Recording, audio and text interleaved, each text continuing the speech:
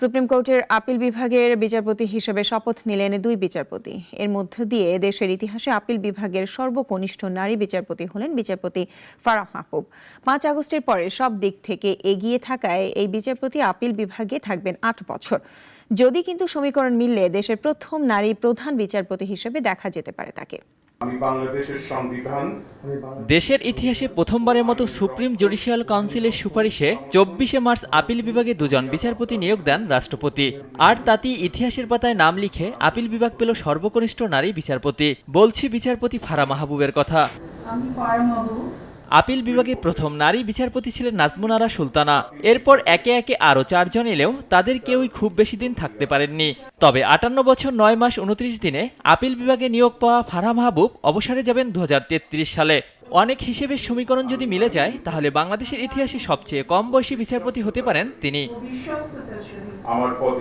সততা, দক্ষতা ও ভালো বিচারকের সব গুণাবলী থাকার পরেও অজানা কারণে আপিল বিভাগে যাওয়া হয়নি তার। হাইকোর্ট বিভাগে অস্থায়ী বিচারপতি হিসেবে নিয়োগ পান 2004 সালে আর স্থায়ী হন 2006 সালে।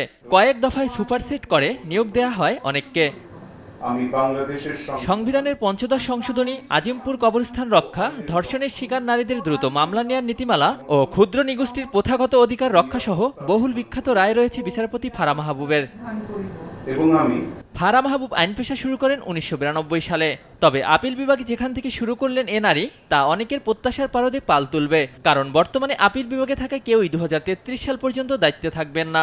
তবে সবাই বলবে আপিল বিভাগের সর্বকনিষ্ঠ নারী বিচারপতি দেশের প্রথম প্রধান নারী বিচারপতি হতে পারেন কিনা।